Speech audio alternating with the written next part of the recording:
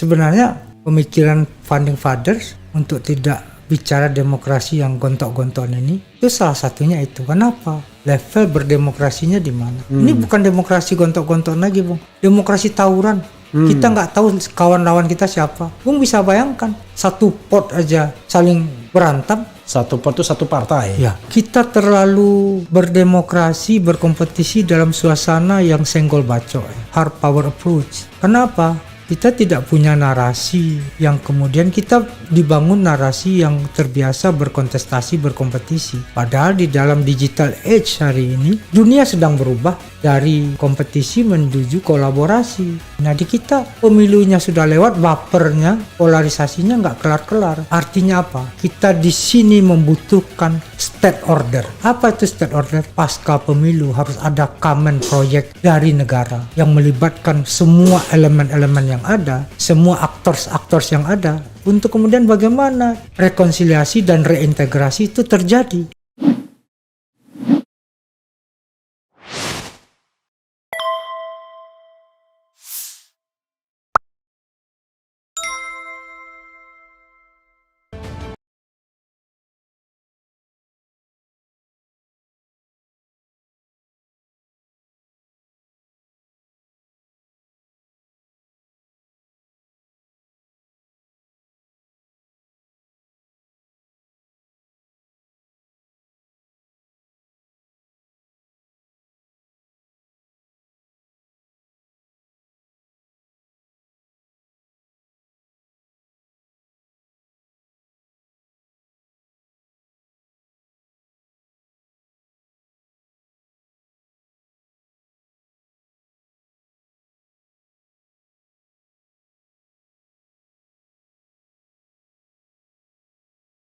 Gunanya kita berpemilu demokratis, tapi hasilnya tidak ditentukan oleh suara rakyat, tapi ditentukan oleh suara yang bisa membuat yang A jadi B, B jadi C, dan lain sebagainya. Ya, sebenarnya pemikiran Founding Fathers untuk tidak bicara demokrasi yang gontok-gontokan ini itu salah satunya itu. Kenapa?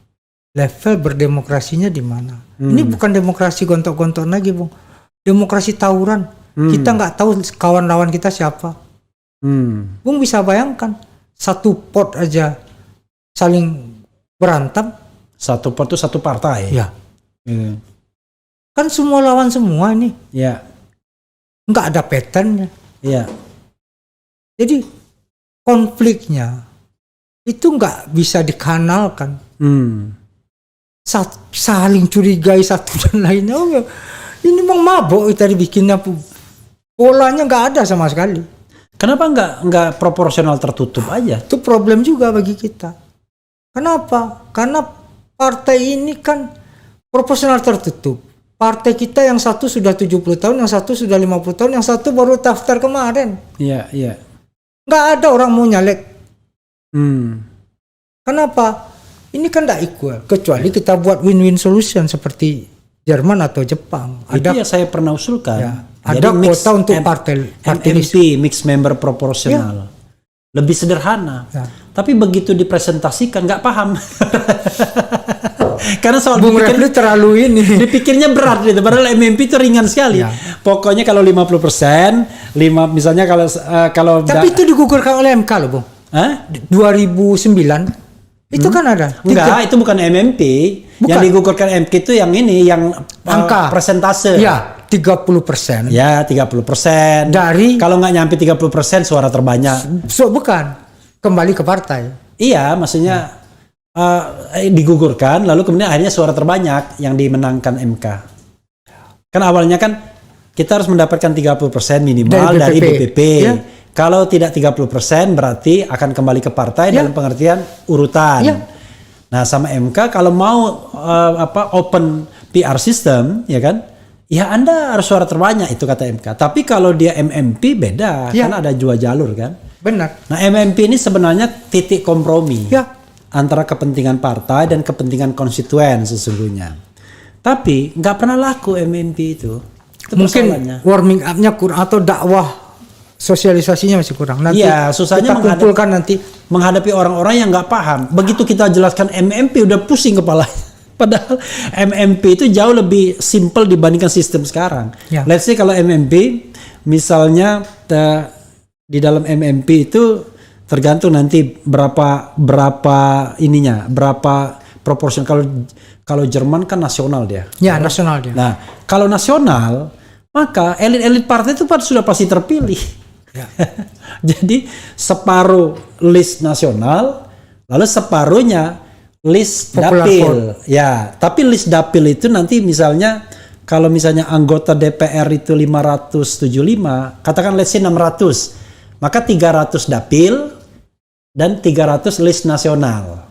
300 dapil ini setiap dapil cuma satu, ya kan, kursinya.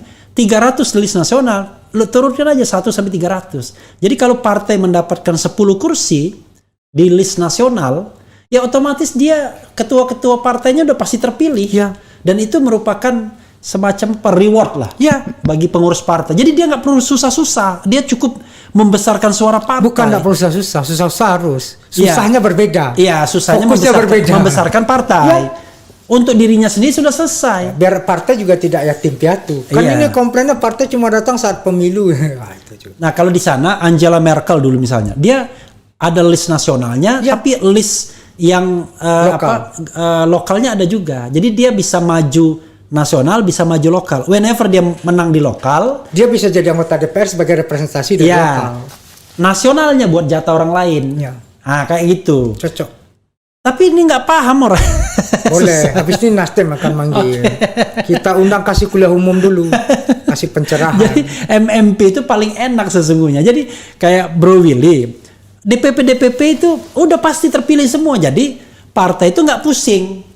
Jadi siapapun yang ingin didudukkan sebagai wakil rakyat bisa masuk list nasionalnya Ya, itu. ini bukan brutalitas, bukan predatory demokrasi jadinya. Iya. Kita Jadi mau terjebak pada predatory nah, demokrasi. sementara orang yang pengen popular vote karena dia bukan elit partai ya berjuang di situ, Oke. ya kan?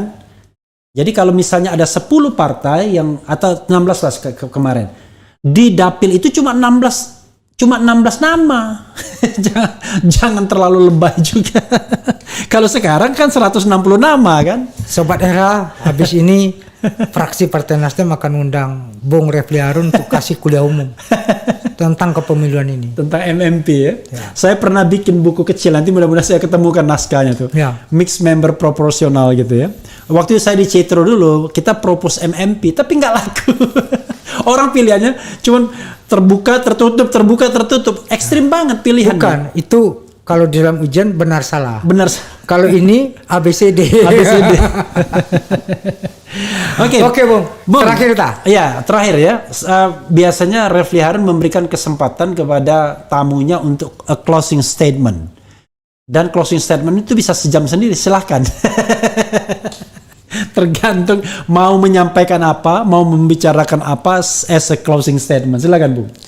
Ya, pertama tentu saya mengucapkan terima kasih karena kita masih menjaga akal sehat kita, ruang waras kita, berdialog, berdiskusi. Ini sebuah ruang sukacita yang kita lakukan. Kita punya eudaimonia yang berbeda-beda. Sama Bung Refli kita ketemu untuk merayakan diskusi. Kalau dulu kan aksi, diskusi, dan refleksi. Nah, ya ini ruang kenapa saya ingin datang ke podcast ini ya kita berdiskusi ya di sinilah. Kemudian untuk senam-senam untuk memelihara akal sehat kita. Saya tentu punya concern tentang bagaimana demokrasi kita semakin matang. Tapi yang Bung Refli bilang tadi, kita hidup dalam situasi demokrasi, liberal demokrasi with illiberal actors. Itu yang menjadi catatannya. Jadi abuse of power on democratic country, the prominent actors, ya seperti yang Bung Refli bilang tadi. Nah, sejauh apa kemudian ini bisa terjaga? Inilah yang kemudian sama-sama partisipasi publik.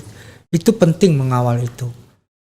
Lembaga-lembaga swadaya masyarakat, NGO, ormas-ormas itu penting untuk kemudian mengatakan batasan. Kalau tidak, kepercayaan terhadap sistem demokrasi itu menjadi tambah turun. Nah, kalau seperti itu, tentu banyak hal yang akan mengancam kita sebagai sebuah eksistensi negara demokrasi. Pakem-pakem seperti inilah yang harus kita pelihara secara bersama-sama untuk meminimais abuse of power. Abuse of power itu selalu ada di dalam negara demokrasi manapun, tapi tidak brutal dan banal. Yang kedua, sahabat RH, saya ingin mengajak kita terlalu berdemokrasi, berkompetisi dalam suasana yang senggol bacok ya. Hard power approach. Senggol bacok ya, Iya, silakan. senggol bacok. Kenapa? Kita tidak punya narasi yang kemudian kita dibangun narasi yang terbiasa berkontestasi, berkompetisi. Padahal di dalam digital age hari ini, dunia sedang berubah dari kompetisi menuju kolaborasi. Jepang, Skandinavia, itu orang berkompetisi sebuah keniscayaan, tapi setelah itu berkolaborasi. Nah di kita pemilunya sudah lewat, bapernya, polarisasinya nggak kelar-kelar. Artinya apa? Kita di sini membutuhkan state order. State order. Apa itu state order? Pasca pemilu harus ada common project dari negara yang melibatkan semua elemen-elemen yang ada, semua aktors-aktors yang ada, untuk kemudian bagaimana rekonsiliasi dan reintegrasi itu terjadi. Kita harus mengumpulkan semuanya. Kita bisa berkaca pada Amerika yang hari ini sama-sama memiliki natif yang beda-beda tipis, 11-12 dengan kita, berbangsa-bangsa, berbeda agama. Untuk kemudian pemilu bisa kita laksanakan dalam suasana sukaria dan sukacita. Proses inilah yang kemudian menjadi catatan bagi saya untuk kemudian ayo kita mengurus high politik juga. Tidak hanya berhenti selalu pada proses low politik, yaitu kontestasi, urusan politik, partaian, pemilu dan golongan. Tapi siapa yang kemudian melanjutkan mimpi-mimpi besar para pendiri bangsa untuk kemudian menjadikan Indonesia ini benar-benar sebuah negara yang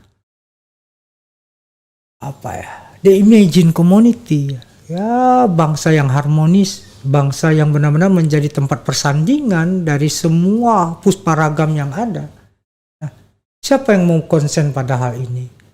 Jadi tidak hanya kemudian selalu merayakan perbedaan, tapi juga harus menemukan titik-titik benang merah dari persamaan kita sebagai negara bangsa apa. Yang terakhir yang ingin saya tandaskan adalah demokrasi kita sering terjebak pada proses yang sifatnya formalitas.